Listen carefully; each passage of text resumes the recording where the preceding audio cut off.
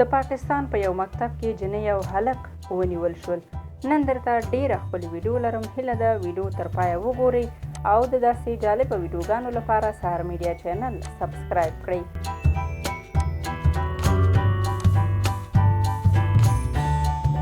د پاکستان په لاهور سیمه کې یو جینۍ او هلک چې په یو صنف کې هم و یو بل یې ډېر زیات خوښېدل او روزمره به یې یو بل ته زنګونه وهل او د مینې او محبت نه ډک مسجونه به یې یو بل ته لیږل.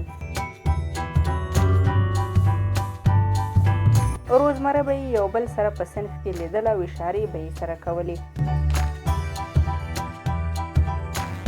دا جینۍ وایي چې د هلک به راته روزمره ویل چې کله رخصتي شي نو زه او ته به صنف کې ځان ته ګورو، خو ما ورسره نه منله. یوه ورځ د هلک وویل که نن را سره صنف کې ځان ته ونه ګوري نو ځان به ووژنم.